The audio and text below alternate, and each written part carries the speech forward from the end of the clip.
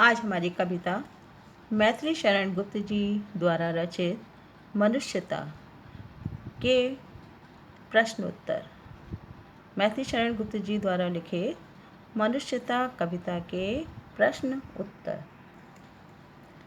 हमारे प्रश्न उत्तर हैं। पहला प्रश्न, कवि ने कैसी मृत्यु को सुमृत्यु कहा है?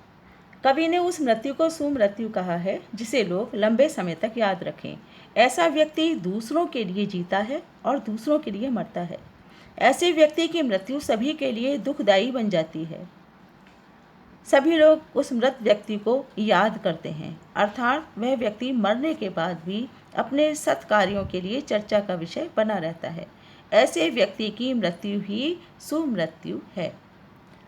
उदार व्यक्ति की पहचान कैसे हो सकती है?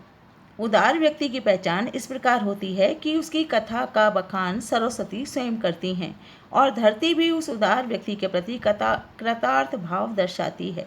ऐसे व्यक्ति की कीर्ति सर्वत्र गूंजती रहती है। उदार व्यक्ति को सारा संसार पूजता है। वह अपने आप को विश्व का एक अभिन्न अंग बना देता है।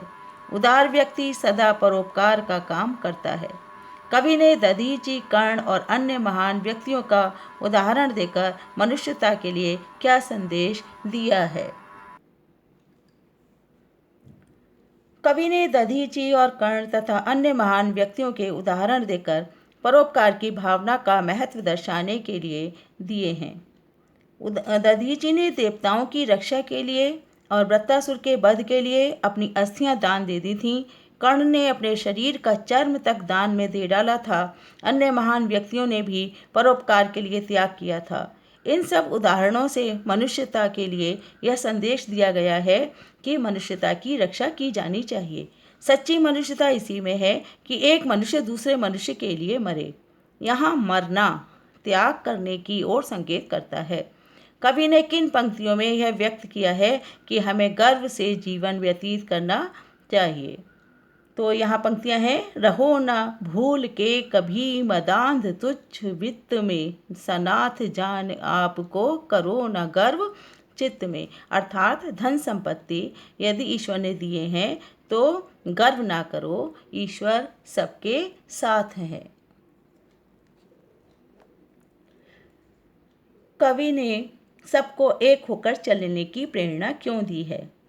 कवि ने सबको एक होकर चलने की प्रेरणा इसलिए दी है क्योंकि इससे आपसी मेलजोल बढ़ता है, आपस में भिन्नता नहीं बढ़ती। सबके एक होकर चलने से जीवन जीना आसान हो जाता है तथा हमारे सभी काम स्वयं सिद्ध हो जाते हैं। एक होकर चलने से हम मार्ग की विघ्न बाधाओं को आसानी से आगे ढकेल सकते हैं। एक क्वेश्चन ऊपर छूटा है, मनुष्य मात्र बंधु हैं से आप क्या समझते हैं, स्पष्ट कीजिए। तो इस कथन से हम यह समझते हैं कि सृष्टि के समस्त मनुष्य हमारे भाई हैं, यहाँ कोई भी पराया नहीं है।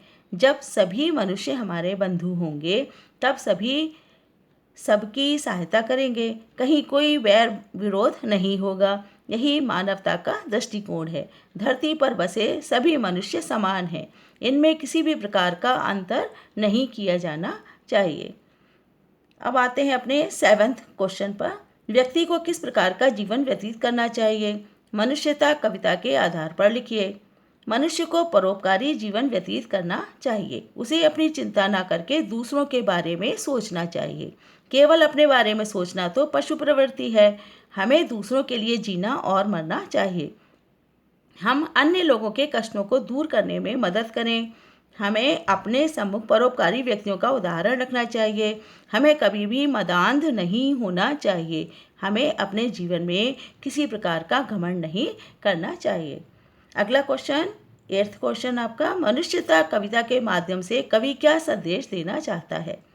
मानव जीवन विशेष है। मनुष्य में त्याग, बलिदान, प्रेम एवं परोपकार की भावना होती है।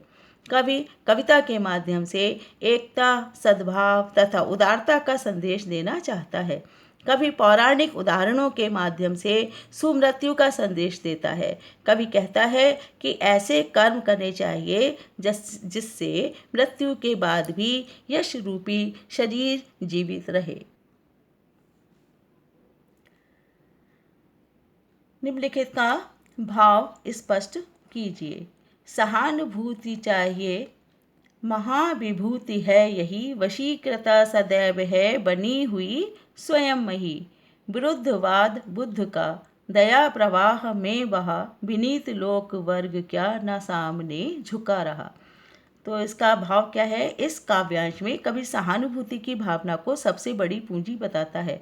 ऐसे परोपकारी व्यक्ति के वश में समस्त पृथ्वी रहती है। कवि महात्मा बुद्ध के उदाहरण के माध्यम से इस बात को स्पष्ट करता है कि उनकी दया भावना के आगे विरुद्धवाद का प्रभाव समाप्त हो गया। दया सहानुभूति की भावना सभी को झुका देती है। उदारता, विनम्रता आदि गुणों के सामने सभी नतमस्तक हो जाते हैं। अगला है हमारा, रहो न भूल के कभी, मदांध तुच्छ वित्त में, सनाथ जान आपको करो न गर्व चित्त में। अनाथ कौन है यहाँ त्रिलोक नाथ साथ हैं, दयालु दीन बंधु के बड़े विशाल हाथ हैं। इन पंक्तियों में कवि घमंड ना करने का परामर्श देता है। व्यक्ति को धन को लेकर कभी मदांध नहीं बनना चाहिए, कभी अहंकारी नहीं बनना चाहिए। ऐसा व्यक्ति स्वयं को सनाथ मानने का भ्रम पाल लेता है, जबकि इस सृष्टि में सभी सनाथ हैं, क्योंकि उन पर परमात्मा की छत्र छाया बनी रहती है। ईश्वर बड़ा ही दयालु है और उसके वरद हस्त सभी पर रहते हैं। वह प्राणी भाग्यहीन है जो अशांत एवं असंतुष्ट रहता है, परंतु ईश्वर सबका ध्यान रखता है। चलो अभीष्ट मार्ग में, सहर्ष खेलते हुए, विपत्ति विघ्न जो पड़े उन्हें धकेलते हुए। घटे न हेल मेल हाँ, बढ़े न भिन्नता कभी, अतर्क एक पंथ के सतर्क पंथ हों सभी। कभी इच्छित मार्ग पर प्रसन्नतापूर्वक आगे बढ़ते चले जाने की प्रेरणा देता है। हमें मार्ग की बाधाओं के समक्ष हार नहीं माननी चाहिए, उनको आगे की ओर ढकेलते हुए निरंतर आगे बढ़ना चाहिए। हमें यह भी ध्यान रखना है कि आपसी मेल जोल घटे नहीं और भिन्नता का भाव बढ़े नहीं। बिना कोई तर्क किए सावधानी पूर्वक मार्ग पर बढ़ते चले जाना चाहिए। ये हमारा चैप्टर समाप्त होता है।